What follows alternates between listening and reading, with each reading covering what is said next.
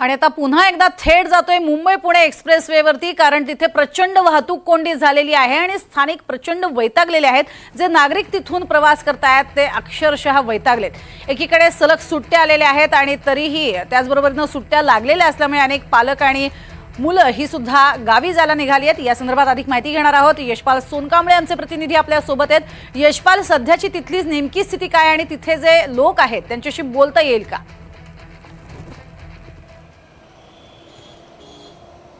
प्रज्ञा, वाहतूक कोंडी प्रचंड झालेली आहे। एकूणच आपण या ठिकाणी पाहतोय नागरिकांचा संताप आहे। आपण या ठिकाणी नागरिकांशी विचारूया, किती तास झाले तुम्ही कोंडीत? जवळजवळ 3 तास झाले मी आता इथे आहे। कुठून निघाला होता तुम्ही? मी डोंबिवलीवरनं आलोय। जवळजवळ मी 10 वाजता निघालोय। तुम्ही आता कुठे निघाला? मी आता जेजुरीला चाललोय, पण आता किती प्रवाशांचा खोळंबा झाला याच्यामुळे। या ठिकाणी तुम्ही बघू शकता नागरिकांची संतप्त प्रतिक्रिया आहेत। एकूणच आपण ड्रायव्हरला विचारूया नेमकं काय झालेलं आहे। किती तास झाले तुम्ही आले? 1 तास झाले। कुठून निघाला होता? खपोली। काही गाड्या बंद पडल्या तसं?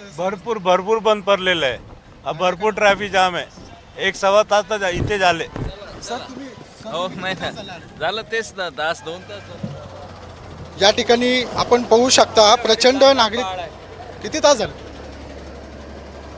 प्रज्ञा, पाहू शकता इथे प्रचंड मोठी रांग लागलेली आहे। नागरिकांमध्ये संताप आहे आणि या ठिकाणी वाहतूक पोलिसांना नियंत्रण करण्यासाठी प्रचंड त्रास द्यावा लागतोय।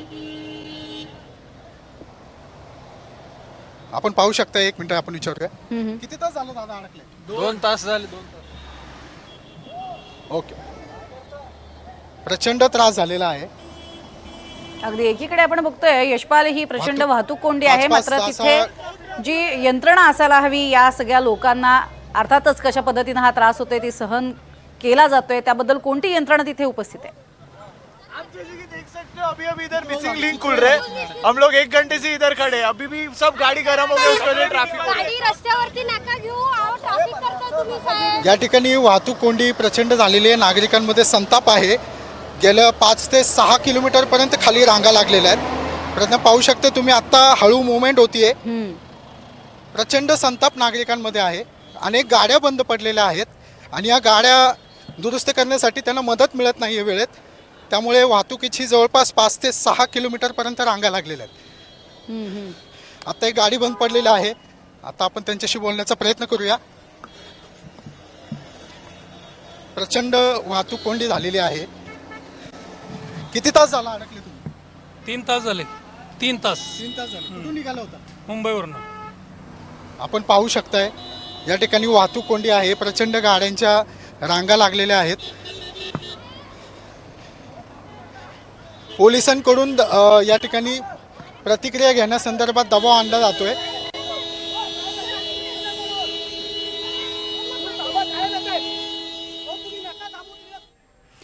यशपाल, पोलिसांनाच विचारा नेमका काय प्रकार होता, कशामुळे गाड्या अडकल्या होत्या, त्यांनाच सांगू द्या।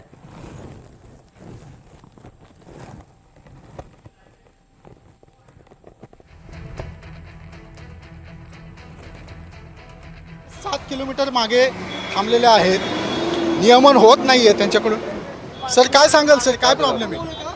प्रॉब्लेम काय सर? मी काय सांगू तुम्हाला?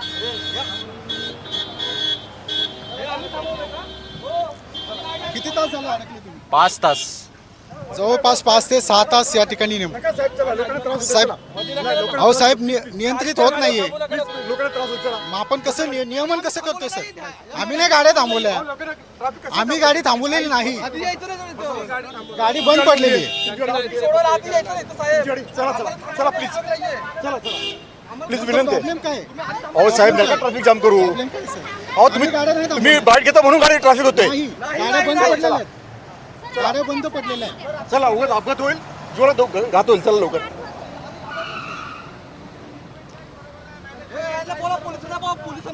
या ठिकाणी 6 ते 7 किलोमीटर पर्यंत रांगा लागलेल्या आहेत। नागरिक प्रचंड संतापलेले आहेत।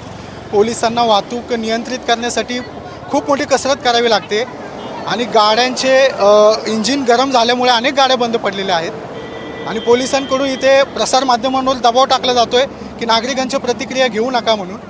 प्रज्ञा, नक्कीच यशपाल, पण आता तिथे पोलीस दाखल झालेले आपण बघतोय. कधीपासून पोलीस तिथे होते की ते आत्ताच दाखल झालेले आहेत? ही सगळी वाहतूक कोंडी झाल्यानंतर नेमकं काय चाललंय तिथे? नाही, गेल्या 3 ते 4 तासापासून पोलिसांकडून प्रयत्न सुरू आहेत. वाहतूक सुरळीत करण्याचे प्रयत्न सुरू आहेत.